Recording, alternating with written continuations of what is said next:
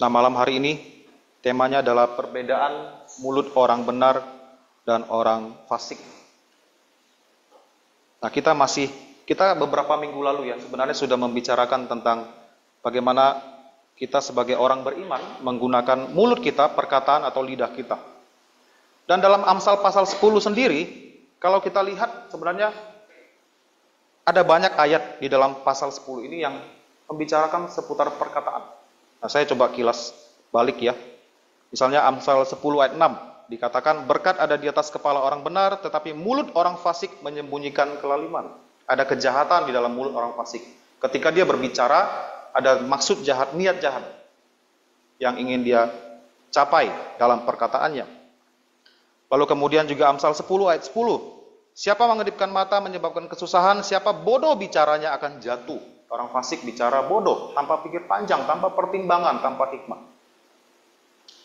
Lalu ayat 11, mulut orang benar adalah sumber kehidupan, tetapi mulut orang fasik menyembunyikan kelaliman. Orang benar mulutnya adalah sumber kehidupan, memberikan kehidupan bagi orang yang mendengar, menjadi berkat, memberi manfaat bagi orang yang mendengarkan perkataannya.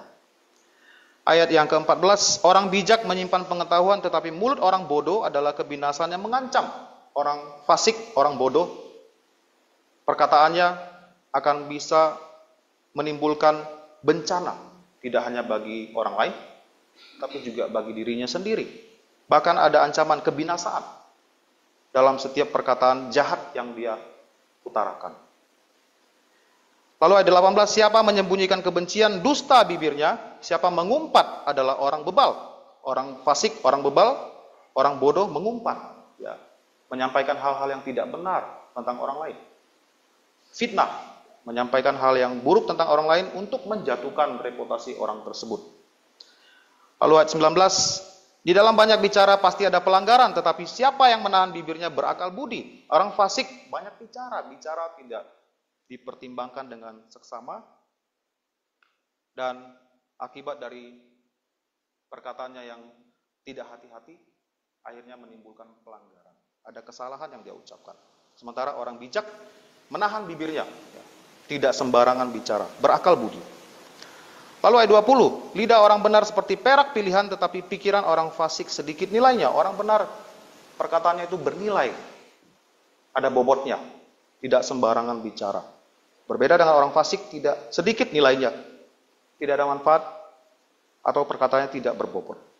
Nah, malam hari ini kita akan melihat kembali, Salomo membicarakan, menutup pasal 10 dengan kembali berbicara tentang perkataan. Nah, saya sendiri melihat dua ayat ini berbicara tentang dua hal. Yang pertama tentang kualitas, ya, kualitas dari perkataan orang yang benar dan orang fasik, bedanya di mana. Kemudian hal kedua yang disoroti adalah manfaat atau tujuan dari perkataan orang benar dan orang fasik. Nah, ini akan kita lihat, kita perhatikan pada malam hari ini. Nah, ayat 31 Salomo mengatakan, mulut orang benar mengeluarkan hikmat. Mulut orang benar mengeluarkan hikmat. Nah, kata mengeluarkan di sini menarik ya. Itu menggambarkan seperti sebuah pohon ketika tumbuh, nanti dia akan pada waktunya berbuah. Ada hasilnya. Artinya bahwa orang benar ini pasti perkataannya itu adalah hal yang baik. Sama seperti pohon kan. Pohon durian kita tanam, buahnya pasti durian. Tak mungkin buah yang lain. Nah, demikian juga ayat ini membicarakan bahwa ketika orang benar berbicara, perkataannya itu pasti adalah perkataan yang penuh hikmat. Nah, kita seringkali mendengar hikmat ya. Ada yang menjelaskan bahwa hikmat adalah penerapan dari pengetahuan. Jadi kasih contoh, misalnya kita melihat langit sedang mendung. Kita tahu bahwa sebentar lagi kemungkinan hujan akan turun. Lalu hikmat kita adalah karena langit mendung, hujan akan turun, maka saya akan menyediakan payung. Itu adalah hikmat. Nah, tidak salah. Tapi ketika kita bicara tentang hikmat dalam kitab suci, penjelasan ini harus dijelaskan lebih lanjut. Bahwa hikmat dalam kitab suci berbicara tentang penerapan dari pengetahuan yang tidak bertentangan dengan kitab suci, firman Tuhan. Jadi dengan contoh yang sama, mungkin saya bisa kasih contoh, kita lihat mendung, lalu kita mau sediakan payung, pastikan payung itu milik kita, bukan payung orang lain. Bukan payung yang kita lihat nganggur ya. Wah, ini payung nganggur saya pakai, saya bawa pulang rumah. Hikmat berbicara tentang bagaimana kita menerapkan pengetahuan, dan penerapan dari pengetahuan itu tidak bertolak belakang dengan kebenaran, dengan kitab suci. Nah, jadi Salomo katakan, mulut orang benar mengeluarkan hikmat. Sesuatu yang baik, esensinya baik.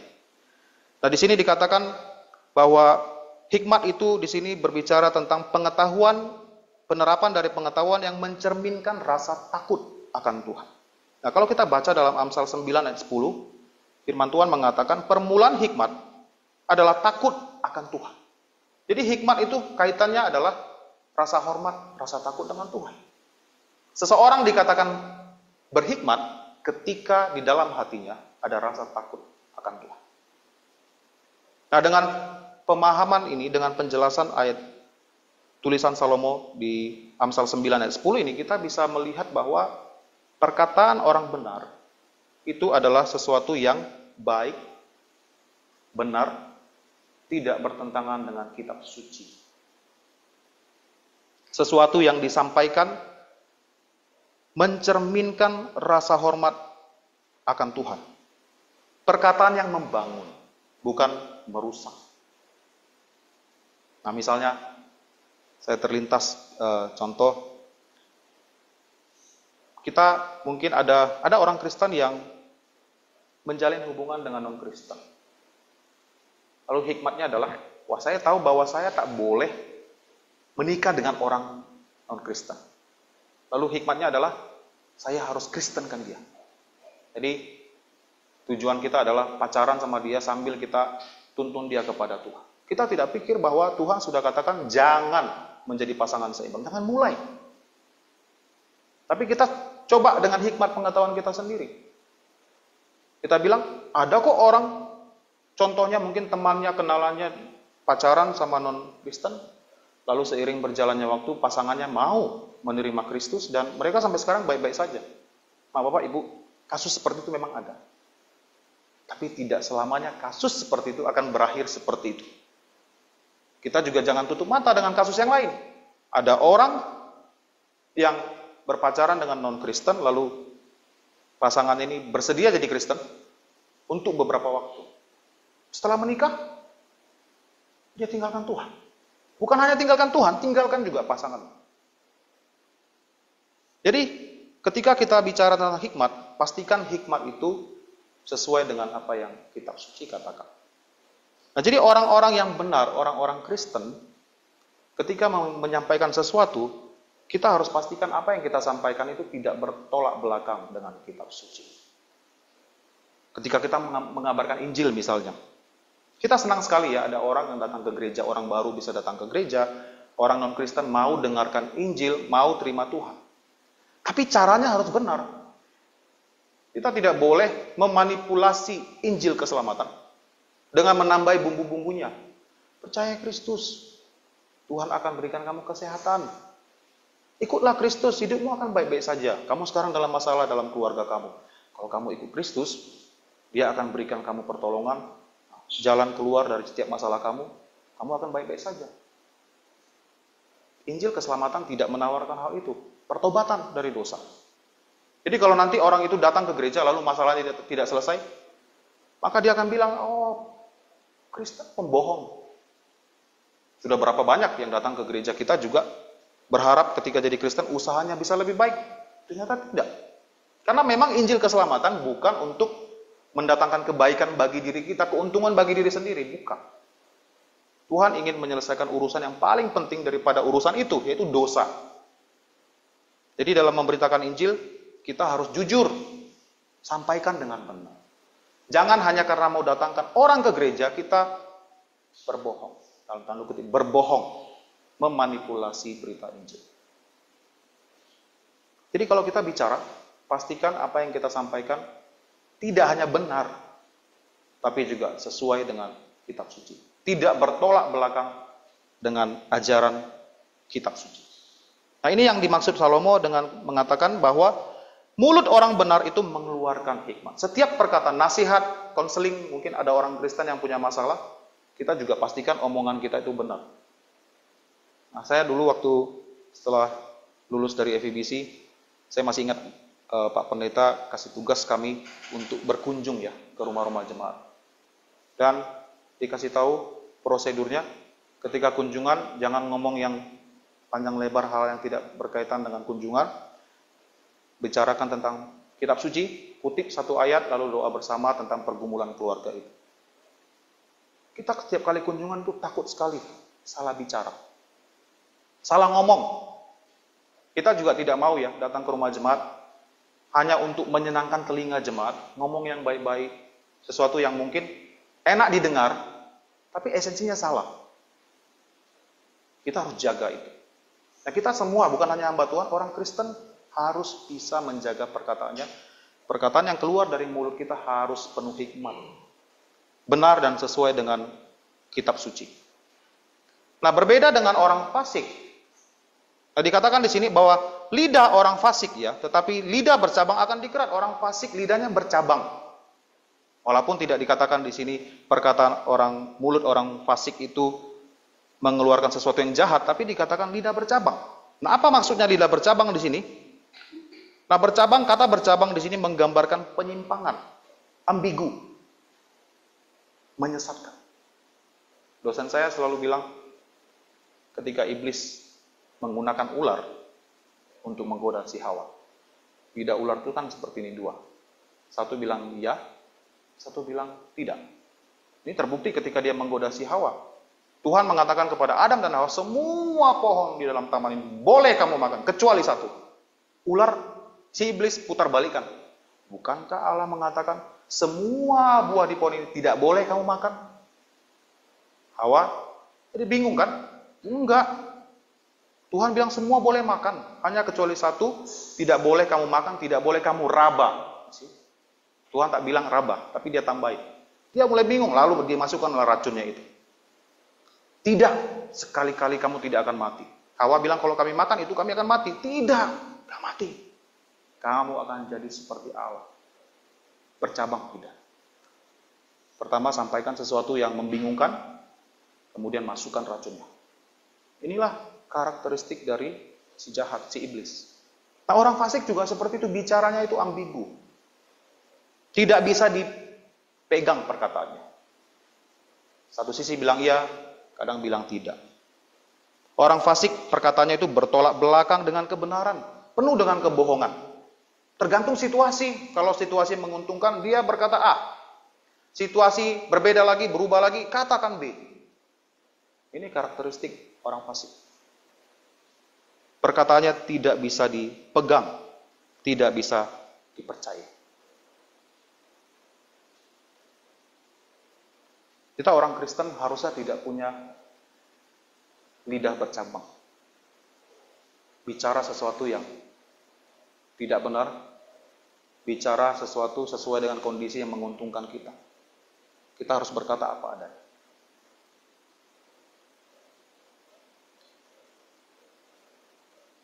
Tidak menyesatkan, tidak membingungkan dan menyesatkan orang dengan perkataan. Tapi kadang-kadang ini terjadi, ya, Bapak Ibu.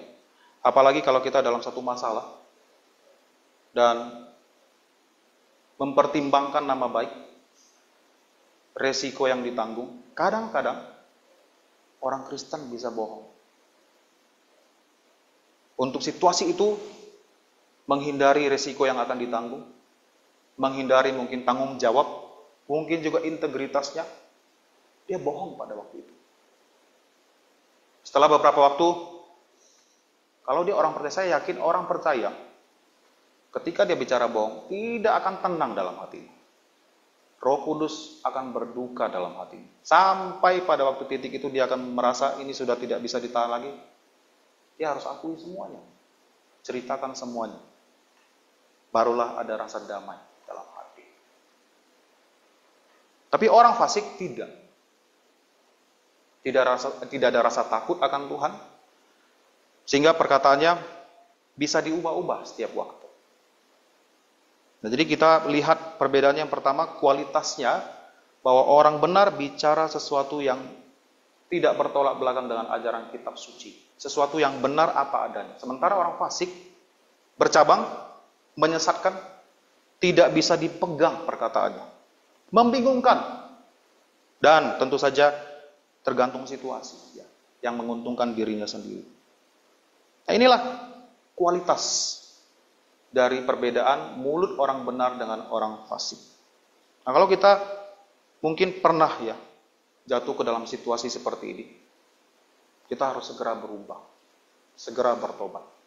Dan yang paling baik adalah jangan lakukan kesalahan, supaya kamu tidak harus menghadapi situasi di mana kamu tidak harus bergumul mengatakan sesuatu yang benar.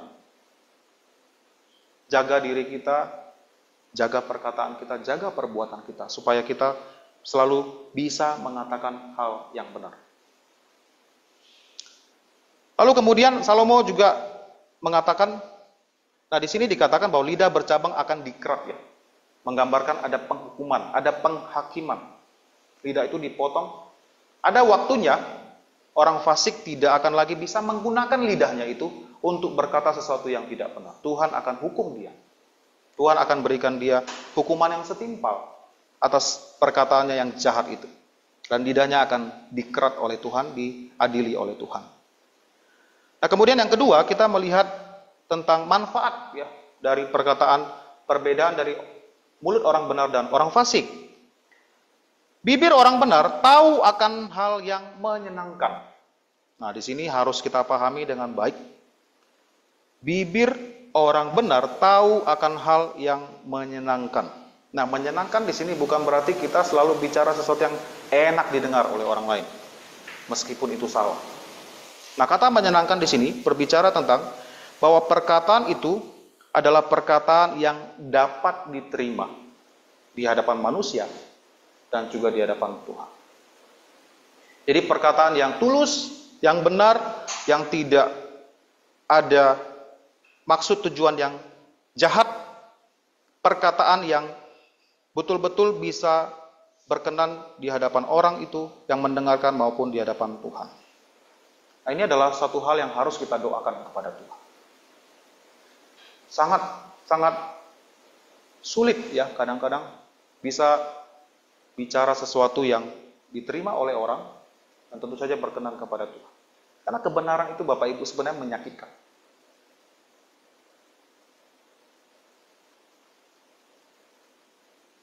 Tapi kita harus berkata sesuatu yang benar. Tidak boleh dengan maksud tujuan menyenangkan hati orang tersebut dengan memanipulasi kebenaran itu. Dan firman Tuhan mengatakan bahwa orang benar itu tahu akan hal yang menyenangkan. Perkataannya itu adalah perkataan yang benar, yang bisa diterima oleh si pendengar, dan kemudian sesuatu yang berkenan kepada Tuhan. Nah, ini satu sisi ya. Sisi lain adalah perkataan menyenangkan di sini juga bisa dipahami sebagai perkataan yang benar yang diucapkan pada waktu yang tepat. Bicara sesuatu yang baik, yang benar pada waktu yang tepat. Nah, saya teringat contoh yang paling tepat adalah Yusuf.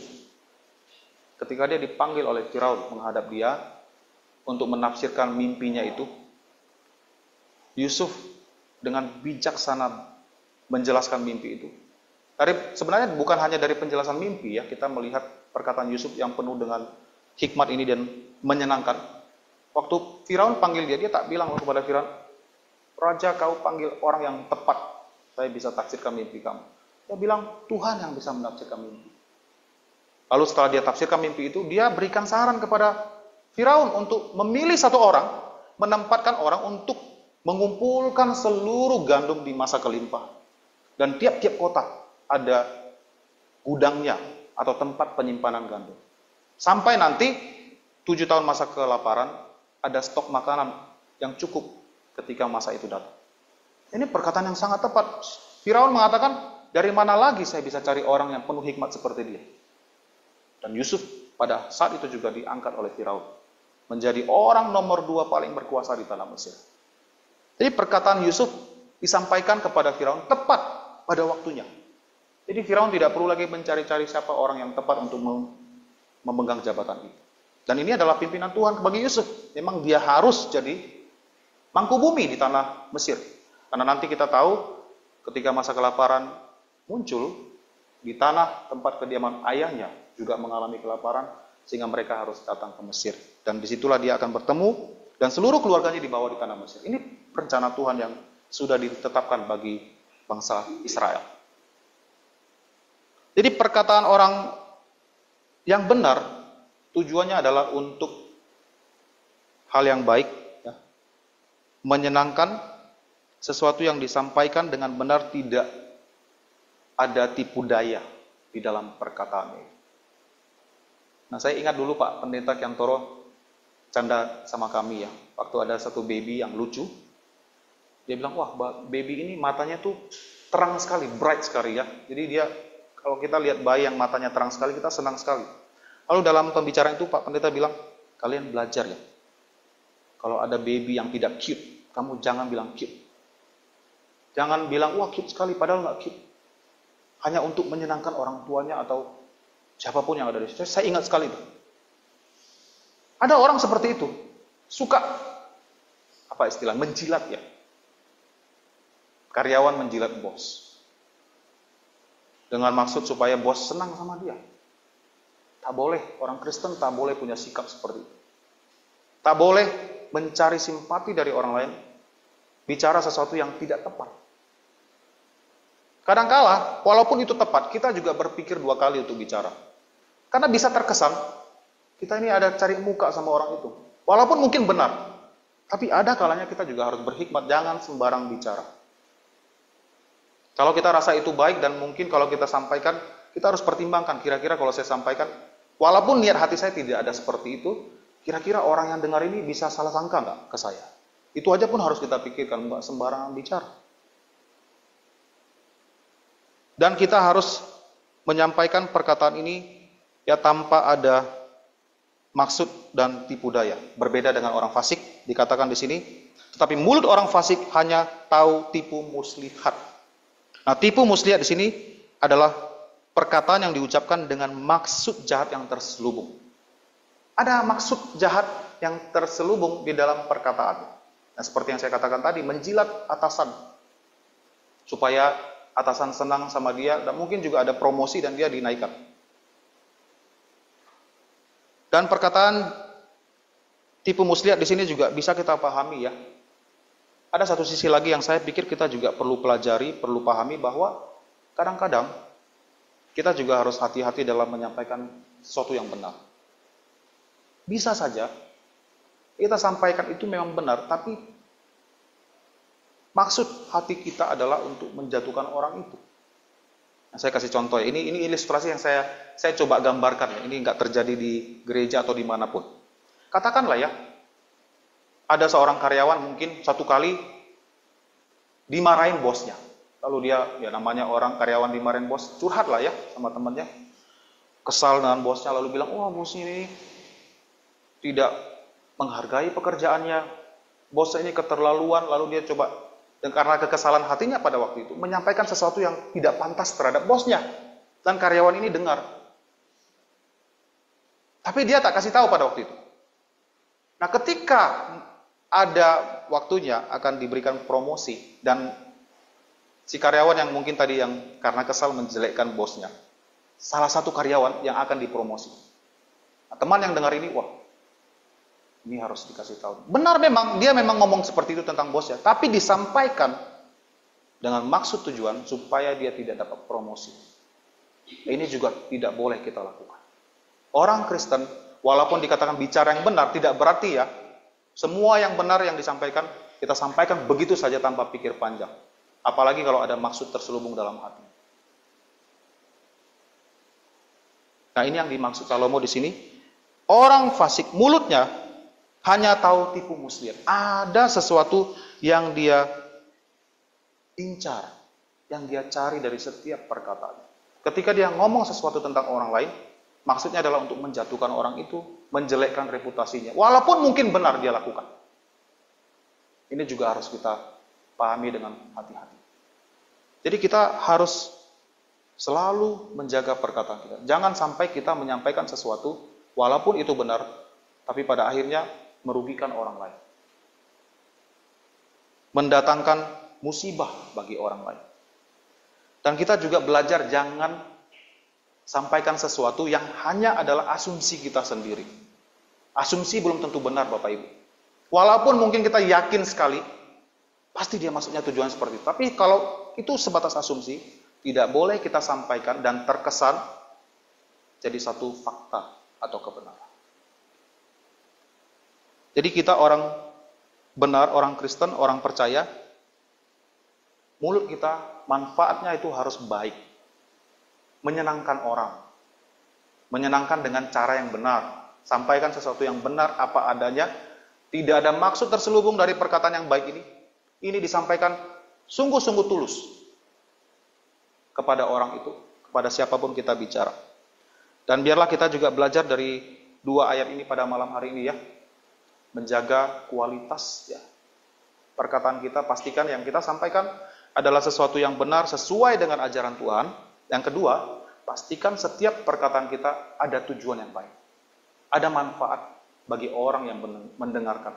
Supaya kita bisa menjadi saksi yang baik juga bagi Tuhan. Dan orang-orang juga bisa terberkati dari setiap perkataan yang keluar dari mulut kita. Akhirnya Tuhan menolong kita, mari kita berdoa. Bapa Sorgawi, ajarilah kami di dalam setiap perkataan kami, agar kami belajar untuk bicara dengan penuh hikmat daripada Tuhan. Bantu kami untuk mempertimbangkan dengan seksama setiap perkataan yang keluar dari mulut kami, agar sekiranya apa yang keluar dari mulut kami adalah hal yang benar sesuai dengan ajaran Tuhan dan memiliki manfaat, tujuan yang baik bagi setiap orang yang mendengarkan. Bapa, ampuni kami jika selama ini kami dengan sadar mungkin ataupun tanpa sadar tidak menjaga perkataan kami. Biarlah melalui firman pada malam hari ini kami bisa belajar, memperbaiki diri kami, agar ke depan kami bisa lebih bijaksana lagi dalam berbicara. Ampuni kami dari segala dosa kami, dalam nama Tuhan Yesus kami berdoa. Amin.